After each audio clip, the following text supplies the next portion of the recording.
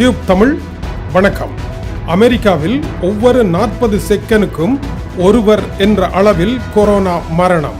உலக கொரோனா தொற்று இன்று 6 கோடியாக உயர்ந்தது.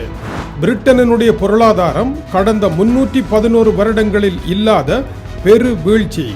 கொரோனாவிலிருந்து தப்பவும் சுகாதாரத்தை பேணவும் கொரோனா காலத்தில் வாரம் 2.5 மணி நேரம் கட்டாயம் தேகப்பயிற்சி செய்ய வேண்டும் என்று உலக சுகாதார ஸ்தாபனம் இன்று பிரகடனம் செய்திருக்கின்றது. நடந்திருக்கின்றது என்ன காணலாம் பாருங்கள்.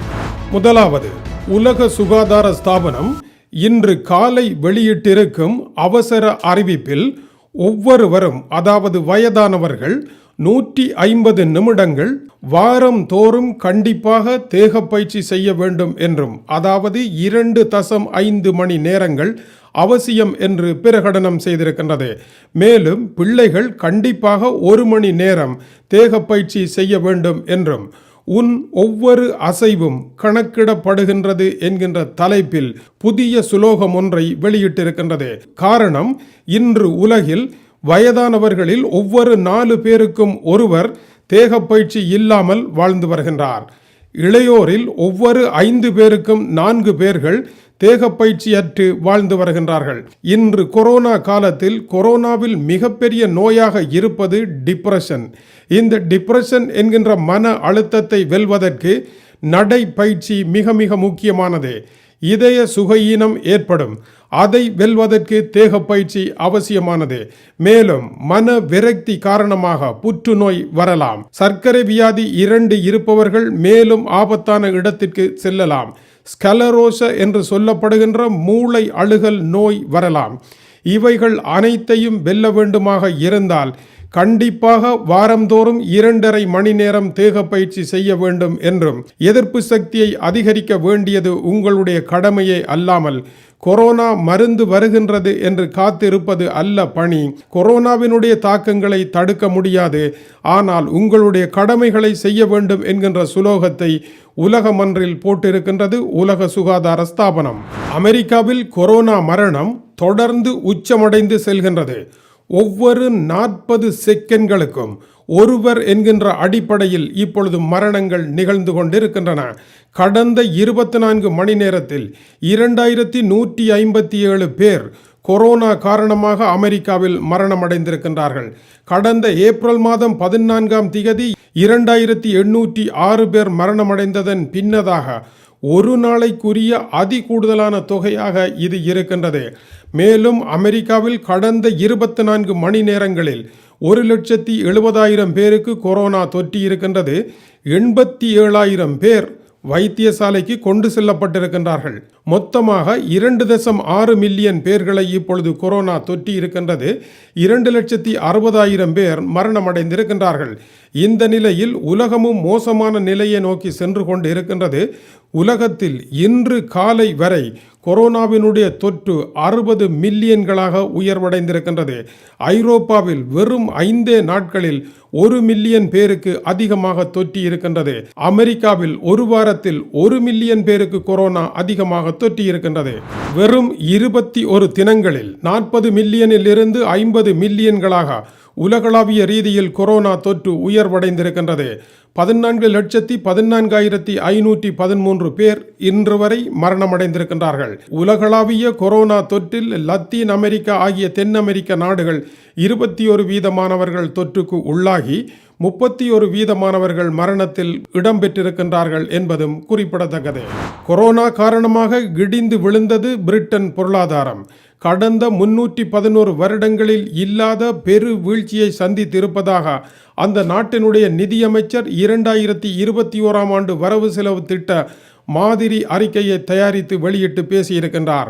ரிஷி சுனாக் அவர்கள் வெளியிட்டிருக்கும் இந்த அறிக்கையும் கருத்துக்களும் ஐரோப்பாவில் ஏறத்தாழ அதிர்ச்சி அலைகளாக இப்பொழுது வீச ஆரம்பித்திருக்கின்றன.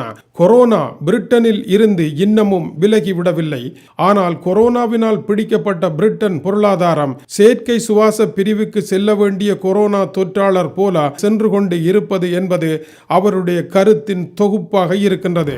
நாட்டின் பொருளாதாரம் 11.3% வீழ்ச்சி கண்டிருக்கின்றது. ஐரோப்பாவில் 2வது இடமாக வீழ்ச்சி கண்ட நாடாக பிரிட்டன் இருக்கின்றது. 1வது இடத்தில் ஸ்பானியா பெருவீழ்ச்சி கண்டிருக்கின்றது. 12.4% பொருளாதாரம் வீழ்ச்சியடைந்திருக்கின்றது. இந்த ஆண்டு முழுவதும் நாடு ஏறத்தாழ அடைக்கப்பட்டு கிடக்கின்ற காரணத்தினால் பிரிட்டன் பிரதமர் தன்னுடைய கடன் அட்டையை பாவிக்க வேண்டிய சூழ்நிலை வந்தது என்று அதற்கு உதாரணம் கொடுக்கப்பட்டிருக்கின்றது.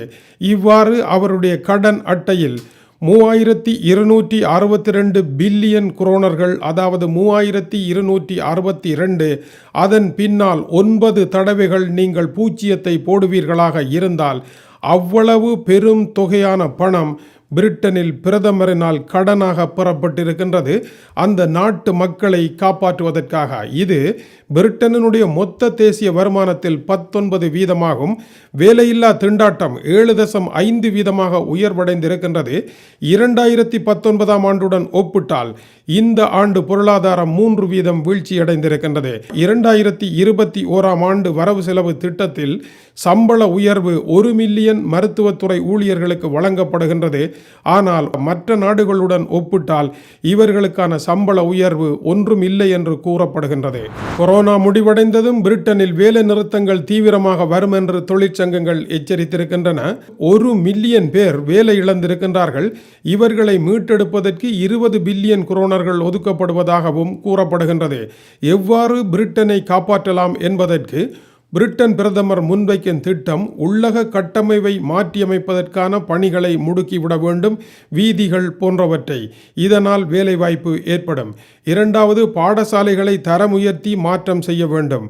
அடுத்தபடியாக வேலைவாய்ப்புகளை ஏற்படுத்துவதற்கு வைத்தியசாலைகளை புதிதாக நிர்மாணம் செய்ய வேண்டும், அவற்றை சீர்திருத்த வேண்டும். இதனால் வேலைவாய்ப்பை ஏற்படுத்தலாம்.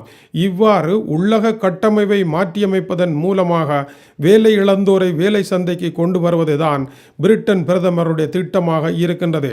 அதேவேளை தை மாதத்துடன் பிரிட்டன் ஐரோப்பிய ஒன்றியத்தில் இருந்து வெளியேறுகின்றது. அதன் பின்னர் பிரிட்டன் யார்? அந்த கேள்விக்கான புதிய பதிலை கட்டியமைக்க வேண்டிய சூழலில் பிரிட்டன் இருக்கின்றது. பிரிட்டன் ராக்கெட்டை ஏவ இருக்கின்றது விண்வெளிக்கு.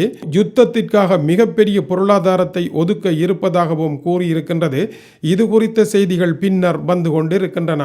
இருந்தாலும் பிரிட்டன் இப்பொழுது மீண்டெழ வேண்டியது உலகத்தில் தன்னை ஒரு சூப்பர் ஸ்டார் என்று நிறுவுவதற்கு பிரிட்டன் ஆசை கொண்டு ஐரோப்பாவில் இருந்து வெளியேறுகின்றது. ஆனால் அந்த சூப்பர் ஸ்டார் ஏழையாக இருக்கின்றார். இதுதான் பிரிட்டனுக்கு விடப்பட்டிருக்கின்ற முதல் சவாலாகும். அதேவேளை அர்ஜென்டினாவில் பிரபல உதைபந்தாட்ட வீரர் மரடோனா அவர்களினுடைய மரணம் காரணமாக அந்த நாடே இப்பொழுது ஸ்தம்பித்து கிடப்பதாகவும் அங்கு மக்கள் கண்ணீர் கடலில் கிடப்பதாகவும் கூறப்படுகின்றது.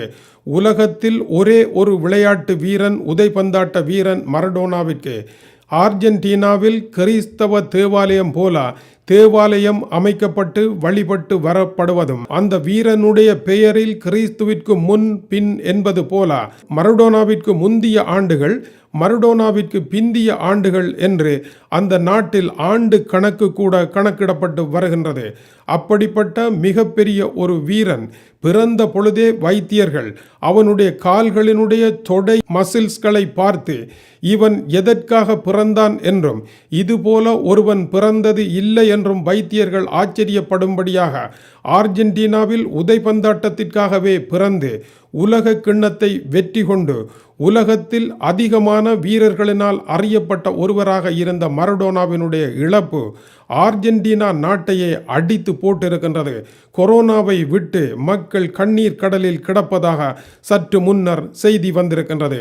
இவ்வாறு உலகம் முழுவதிலும் செய்திகளினுடைய சாராம்சங்கள் காலை நேரம் இருக்கின்றன. தொடர்ந்து வருகின்றன விரைவான சூடான செய்திகள். இது டியூப் தமிழ் காணொளிக்காக டென்மார்க்கில் இருந்து கீசேத்துறை. வணக்கம் உறவுகளே.